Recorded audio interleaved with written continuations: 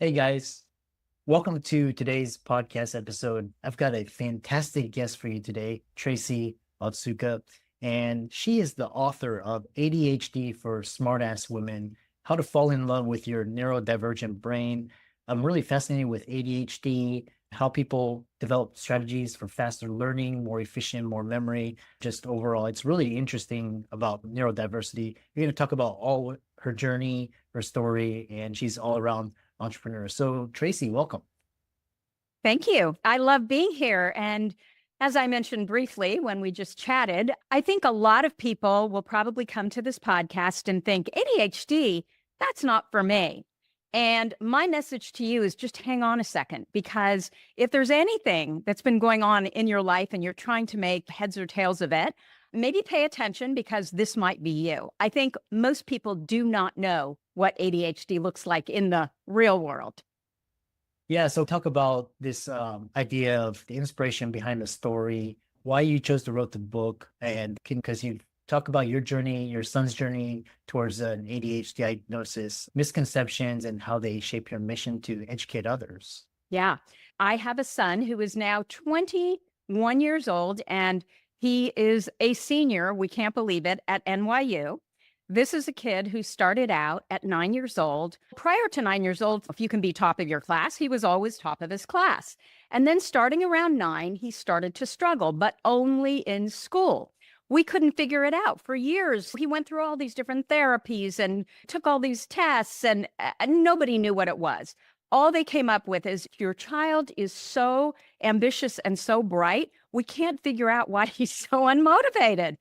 And so finally at 12, he was diagnosed with ADHD. And my husband and I, we almost fell off of our chair. I thought ADHD meant you were not very smart, you were all over the place, and you were a disaster, right? You were a problem to everyone around you. And he was not like that. And so we found a psychologist who came highly referred as an ADHD expert.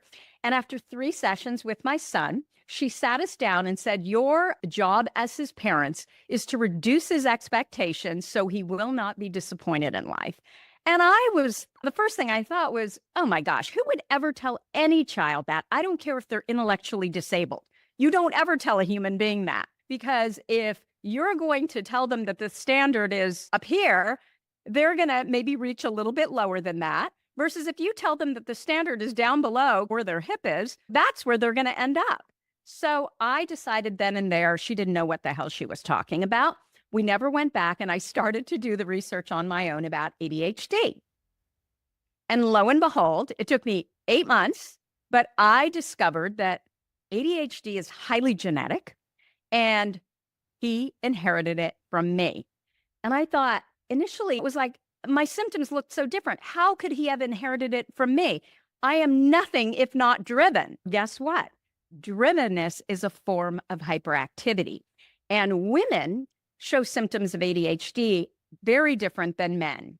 I am extremely hyperactive, which is typically more of a man type symptom. But most women, or I would say 2 times the amount of women than men, are inattentive ADHD. And inattentive ADHD looks like the absent-minded professor. So they may be the girl, and boys can have inattentive ADHD too.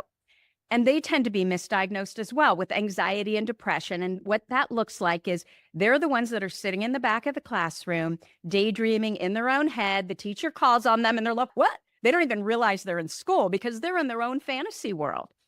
As adults, it can look like the absent-minded professor. So in their area of interest, they are so brilliant.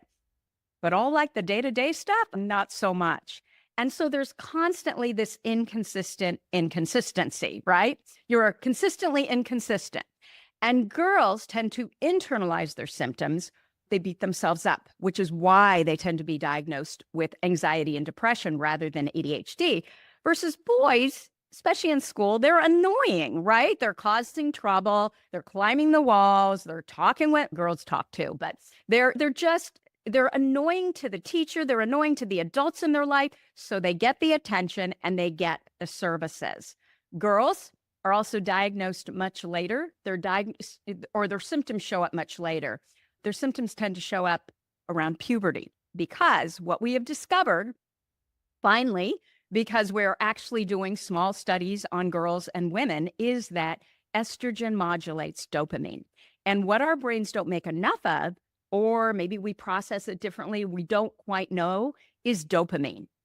And dopamine is modulated by estrogen. So it makes sense that there are certain times in a woman's life when hormones might be bouncing around, like puberty, like postpartum, like pregnancy, like postpartum, like perimenopause, and like menopause. And so you are seeing a lot of women today who are getting diagnosed late in life with ADHD because their symptoms got so much worse. They're like me, many of them, where they're highly driven, they're very entrepreneurial, they're going and doing. And yeah, there are some things that they don't do so well, get dinner on the table, or even realize that, oh my gosh, it's dinner time, I should eat, right?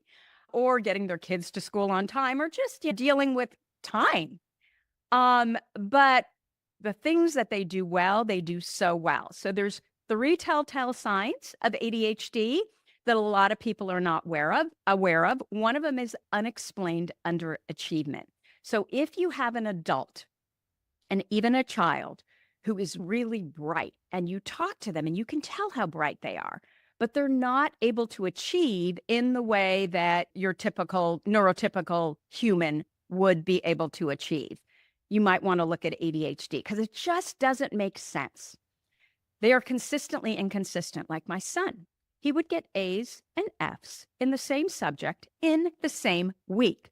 Forgot his homework, didn't turn his homework in, just really clueless about what are the things you need to do to actually get the good grades to show how bright you are. And then the third thing is typical productivity tips and tricks don't typically work for someone with ADHD. So they talk about eat that frog. Hell no. I am not going to do the most difficult thing the first thing in the morning. And the reason is my dopamine tends to be lower when I wake up, right? And so I have to do the smaller things to ratchet up the dopamine, because dopamine is all about positive emotion. When you feel positive emotion, when you're proud of yourself, you've ratcheted up your dopamine. And your dopamine is what motivates you, or I say for the ADHD brain, inspires you to keep going. So you want to do one small thing that makes you feel better. Then you do the bigger thing. And then usually, like writing, I wrote this book with HarperCollins, and I honestly don't know how I got through it. But early on, I realized that as much as I wanted to get it done first thing because it was so uncomfortable, I could not start writing until 2:00. And so finally, I just realized, okay, that's how my brain is just going to work. And so I'm just going to have to go with it. The other one is the Nike Just Do It. No, if we could just do it, we would have just done it.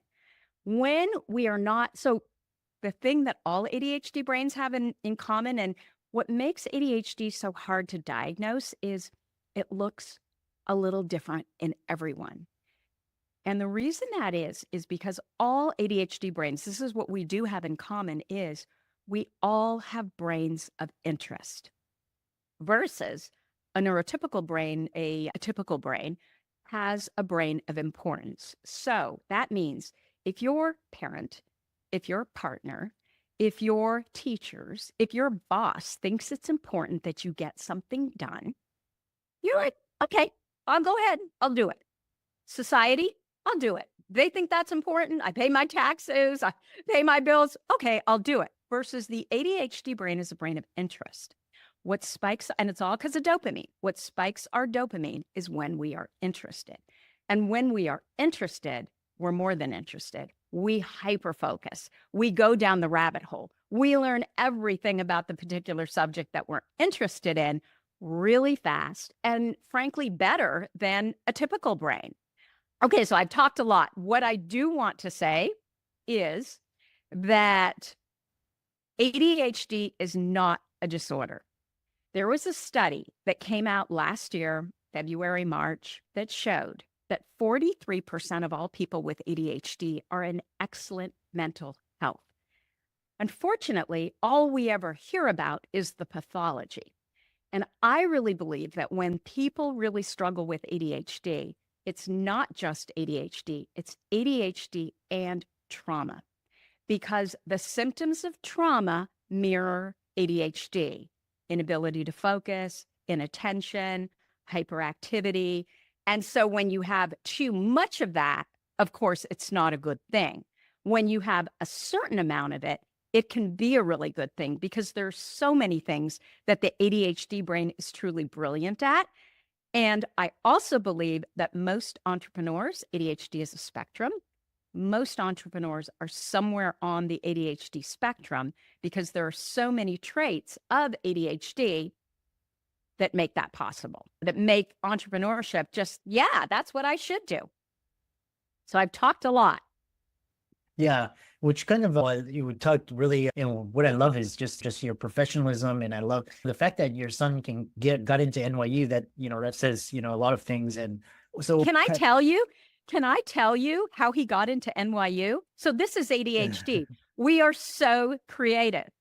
He got in, didn't have the test scores, didn't have the grades, but he's smart. He got in as a rapper. Oh, A interesting. social justice rapper. He was all about the model minority. So I'm half Japanese. He's a quarter Japanese.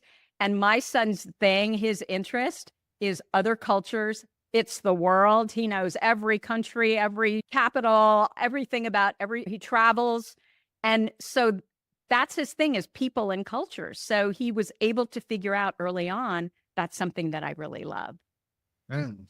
Interesting.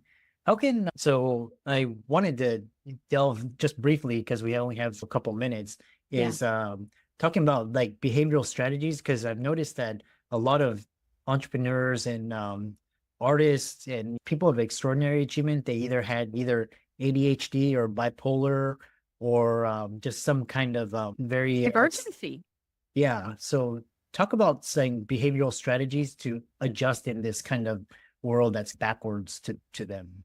I think the most important thing that I can say is it's all about interest. I think when people with ADHD really struggle is because they see their life and they can't get through school. They don't have many opportunities.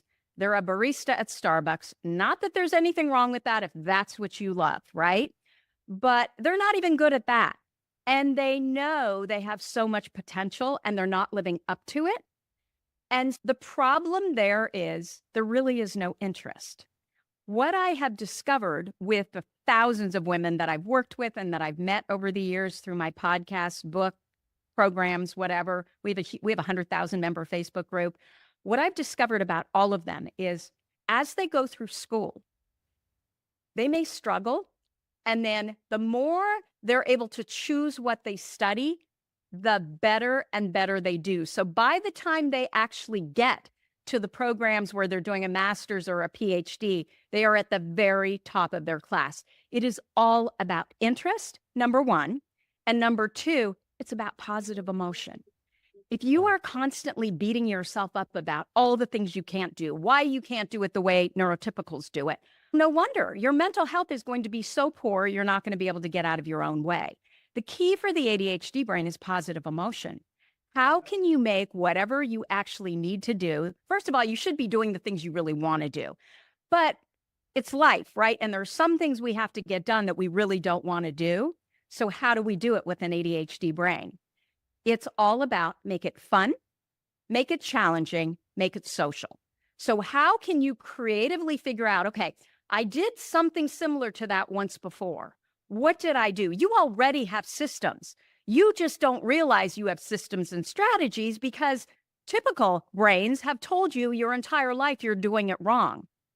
BS. You're not doing it wrong. You need to figure out what is your way that works for your different brain.